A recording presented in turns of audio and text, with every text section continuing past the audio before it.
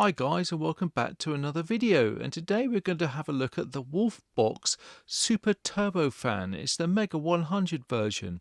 It normally retails for around about £90 to £100, but I got it on a special deal for around about £80. I would always advise hang out for those deals, you save yourself a few pennies. If the weight of the box is anything to go by, this should be a really good unboxing. I'm really looking forward to this. The paper used for the manual is of good quality and nice thickness. It's also extremely clear to look at.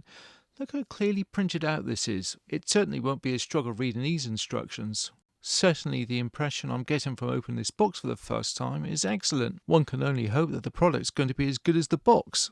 The hand blower seems to be of a nice size and weight. The colour of this blower is fantastic. It's a nice gunmetal and silvery sort of finish.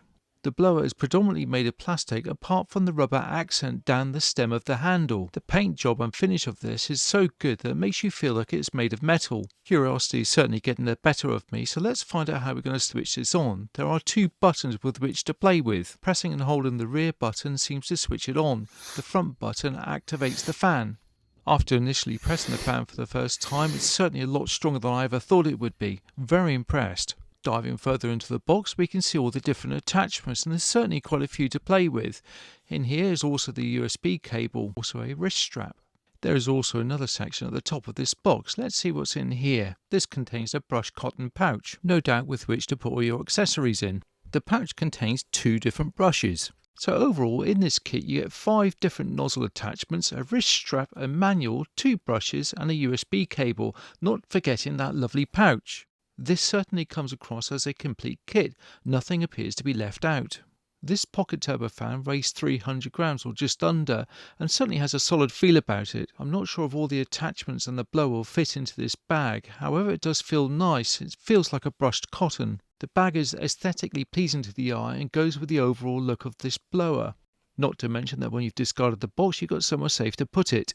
The USB-C cable is 50 centimeters long and is of average quality. The included wrist strap is well made, and I think it will give you an air of confidence when attaching it to the blower.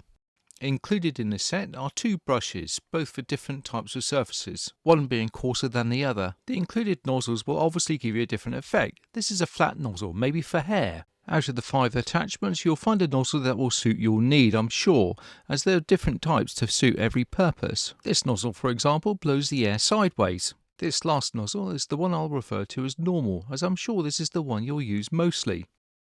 Operating the blower is quite simple. All you do is press and hold the rear button until the lights appear.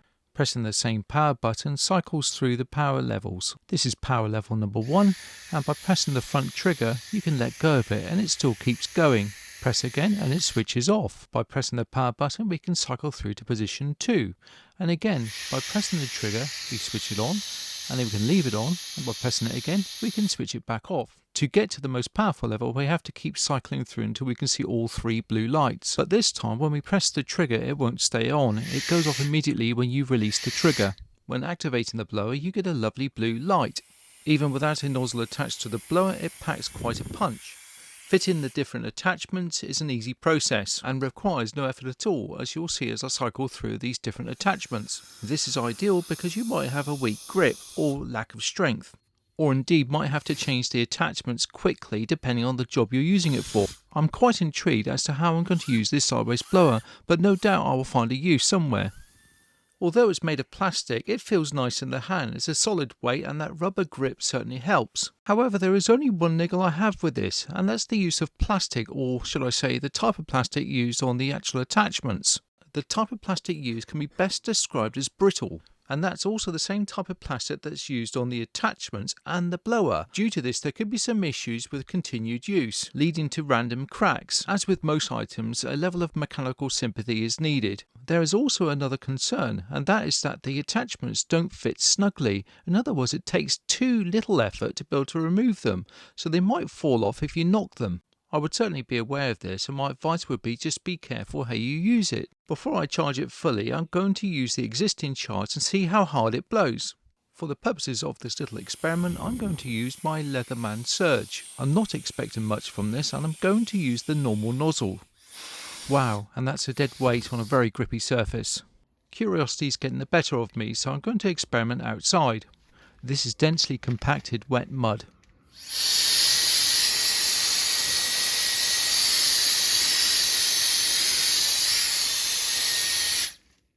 When you connect the charging cable, the blue LED lights flash.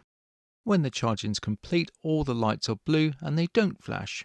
There is a good variety of attachments that come with this blower. They look great, but I'm not sure how long they will last, as the plastic used is of dubious quality in my opinion. This set comes with a storage pouch, 2 extra brushes, a manual and a wrist strap. If this item didn't perform quite as well, then I certainly wouldn't be happy paying about £80 or £90 for this, as the plastic used certainly feels cheap. The only saving grace is this rubber strip on the handle. The manual states that this fan can run at 150,000 RPM. I have no way of measuring this, but I assume this is the case as it's so powerful. If I was going to give this marks out of 10, I would give it 9 out of 10, and that's because of the price and the quality of materials used. But the performance is brilliant and it will certainly do the job. You just have to be careful when using it.